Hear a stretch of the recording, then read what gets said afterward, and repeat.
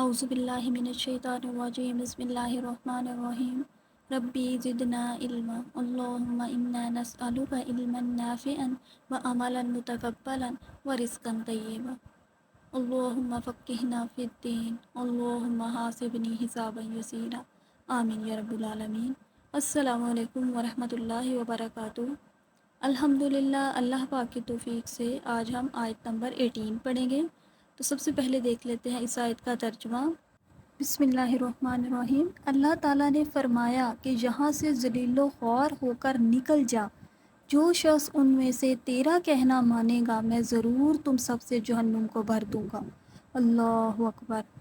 دیکھیں اللہ تعالیٰ نے اسے کہا نکل جا یہاں سے، اور مدحورہ کہتے ہیں رحمت سے دور کیا گیا، تو اللہ نے اسے اپنی رحمت سے دور کر دیا۔ مدحورہ اور مذعومن، ان دونوں کے مطلب پہلے سے۔ مذعومن کہتے ہیں کہ جو اندر ہی اندر نہ گھلا جا رہا ہو کسی چیز میں، کسی غم میں، پریشانی میں، کوئی جل رہا ہو، کوئی ذلیل ہو رہا ہو، تو یہ اس کے لیے استعمال ہوتا ہے مذعومہ۔ تو اب دیکھ لینا اس میں اتنے لوگوں کو گمراہ کر کے بھی چین نہیں پایا، ابھی تک جو آگ تھی اس کی وہ ٹھنڈی نہیں ہوئی، وہ اس حسد کی آگ میں جلتے ہی جا رہا ہے اور وہ کام کرتے ہی جا رہا ہے۔ تو آپ دیکھ لیں واقعی حسد جو ہے نا وہ اندر ہی اندر چلتا جاتا ہے۔ تو مدحورہ کہتے ہیں دھکے دے کر نکالا جانے والا، یعنی بہت حقارت کے ساتھ، ذلت کے ساتھ نکالا جانے والا۔ تو اللہ تعالیٰ نے اس کو نکال دیا یہاں سے۔ اور آپ دیکھیں کہ ابلیس جو ہے نا وہ خود مایوس ہے اللہ کی رحمت سے، تو اسی طرح یہ انسانوں کو بھی مایوس کرتا ہے اللہ کی رحمت سے۔ جس طرح وہ خود ناکام ہو گیا ہے تو اسی طرح وہ ہمیں بھی ناکام کرنا چاہتا ہے۔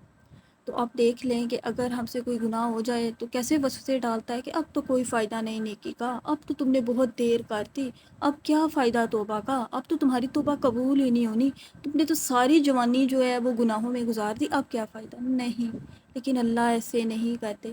سبحان اللہ۔ اللہ تعالیٰ تو کہتے ہیں کہ یہ تو دنیا تو امتحان گاہ ہے، یہاں سے تم سے غلطیاں بھی ہوں گے، تم آدم کی اولاد ہو، لیکن اللہ نے ہمیں شرف دیا کہ میرے پاس آ جانا۔ جب بھی تم سے گناہ زیادہ ہو جائیں اور تم میری رحمت سے مایوس نہ ہونا بلکہ میرے پاس آ جانا۔ اور آپ دیکھ لیں جب بھی انسان اللہ تعالیٰ سے رجوع کرتا ہے، اللہ تعالیٰ سے سچے دل سے توبہ کرتا ہے اپنے گناہوں کی، تو اللہ تعالیٰ اسے ضرور معاف فرما دیتے ہیں، لیکن توبہ کی نیت بالکل سچی ہونی چاہیے۔ اور اللہ تعالیٰ تو رشتوں کا حال جانتے ہیں، تو وہ خود دور ہے اللہ کی رحمت سے، تو وہ ہمیں بھی اللہ کی رحمت سے دور کرنا چاہتا ہے۔ دیکھیں اگر ہمیں کسی انسان کے بارے میں پتہ چلے کہ کوئی انسان ایسا ہے جس کو ہمارے خوشی بالکل بھی پسند نہیں ہے، وہ ہمارے غموں پر ہنستا ہے، خوش ہوتا ہے، اور وہ بس انتظار میں ہے کہ ان کا نقصان کب ہو جائے، کب گریں۔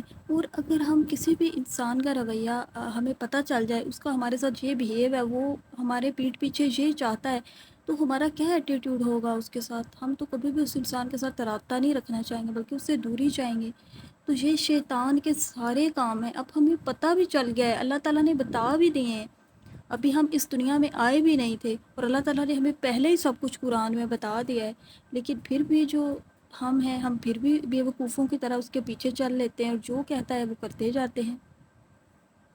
اور پھر آیت کا اگلا حصہ کہ جو شخص ان میں سے تیرا کہنا مانے گا یا تیری پیروی کرے گا تو میں ضرور تم سب سے جہنم کو بھر دوں گا۔ اللہ اکبر۔ آپ یہ دیکھیں کہ اس کا مطلب انسانیت کھڑی تھی، تمام روحیں کھڑی تھی، تو اللہ تعالیٰ نے کہا کہ ٹھیک ہے جو بھی تمہاری پیروی کریں گے، جو تمہارے رستے پر چلیں گے، میں ضرور تم سب سے جہنم کو بھر دوں گا۔ اللہ تعالیٰ نے اس شیطان سے بھی کہا اور انسانوں سے بھی مخاطب ہے، اور یہ بہت زیادہ تاکید کی جا رہی ہے کہ میں ضرور تم سب سے جہنم کو بھر دوں گا۔ استغفر اللہ۔ اور دیکھیں اللہ تعالیٰ نے ہمیں سب کچھ بتا دیا کہ شیطان کا ہمارے ساتھ یہ رویہ، اس کو کیا جلن، کیا حسد تھی، اور وہ کب سے ہمارے پیچھے لگا ہوا ہے۔ اب ہم پھر بھی بے وقوفوں کی طرح اس کی جو حربے اور اس کی چالوں کو نہ سمجھ سکیں اور پھر بھی اس کے پیچھے چل پڑیں، تو یہ تو پھر سراسر بے وقوفی ہے نا۔ جب اللہ نے قرآن رکھ دیا ہے تو ہمیں اس کو پڑھنا ہے، اس کو سمجھنا ہے اور اپنی زندگی اس کے مطابق گزارنی ہے۔ اور اس کو بہت تکلیف ہوتی ہے یہ دیکھ کے جب انسان سیدھے راستے پر چلتا ہے یا قرآن کے ساتھ جڑ جاتا ہے، اور وہ خوش تب ہوتا ہے جب انسان اس راستے سے دور ہوتا ہے۔ تو اللہ تعالیٰ سے دعا ہے کہ اللہ تعالیٰ ہمیں قرآن کے مطابق اپنی زندگیاں گزارنے والا بنا دے اور شیطان کے حربوں سے محفوظ رکھے۔ سبحانک اللہم و بحمدک نشہد ان لا الہ الا انت نستغفرک و نتوب الیک۔ السلام علیکم ورحمۃ اللہ وبرکاتہ۔